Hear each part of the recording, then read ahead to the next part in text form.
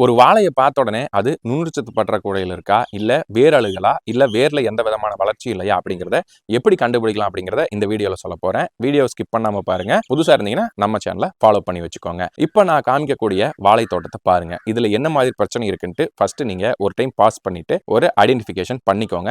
அதுல என்ன பிரச்சனை அப்படிங்கிறத நான் தெளிவா சொல்றேன். ஃபர்ஸ்ட் அதோட இலையை கவனிச்சு பாருங்க. அது ஃபுல்லா மஞ்சள் நிறமா மாறி இருக்கு. இதுக்கு காரணம் என்னன்னா அதிகப்படியான வெயில். இந்த வெயில்ல என்ன ஆகும் அப்படின்னா இலைகள் இருக்கக்கூடிய நுண்ணூட்டச்சத்து எல்லாமே நீராவி போக்கன் மூலமா ஆவியாகி மேல போயிடும். இதனால மைக்ரோ நியூட்ரியன் டிஃபிஷியன்சி ஏற்படுது. அதோட சிம்டம்ஸ் தான் இலைகள் எல்லாம் வெளுத்து போயிடுறது. அந்த இலைகள் எல்லாம் மஞ்சள் நிறமா காஞ்சி போன மாதிரி இருக்கு பாத்தீங்களா? அதுக்கு என்ன ஒரு காரணம்? வேர்ல அதிகப்படியான வளர்ச்சி இல்ல. அது மட்டும் இல்லாம வேரழுகல் நோய் இருக்கு அப்படிங்கறக்கு. சோ இதுக்கு எல்லாமே என்ன தீர்வு கொடுக்கலாம் அப்படிங்கறத இப்ப நான் சொல்றேன். ஃபர்ஸ்ட் மைக்ரோ நியூட்ரியன் டிஃபிஷியன்சியை ரெடி பண்ணணும். இதுக்கு நம்ம என்ன பண்ணலாம் அப்படின்னா நம்மளுடைய ஆல் 25 பக்கெட் ஏக்கருக்கு 10 கிலோவும் அது கூட ஜம்போ 1 லிட்டரும் ரீமர் 1 லிட்டரும் கலந்து கொடுங்க. இந்த ஆல் 25ல NPK பிளஸ் மைக்ரோ நியூட்ரியன்ஸ் வந்துடும். ஜம்போல gibberellic acid plus micro nutrients வந்துடும். ரீமர்ல KBCA டெக்னிக், அதாவது பொட்டாசியம் நைட்ரேட், கால்சியம், போரான், இந்த 3 வந்துடும். இப்போ உங்களுக்கு ஒரு வாழை மரத்துக்கு தேவையான NPKவும் கிடைச்சிருச்சு, அதே சமயங்கள்ல ஜிப்ராலிக் ஆசிடும் கிடைச்சிருச்சு, மைக்ரோ நியூட்ரியன்ஸ் எல்லாமே கிடைச்சிருச்சு, கால்சியமும் முக்கியமா கிடைச்சிருச்சு. இப்போ அடுத்ததா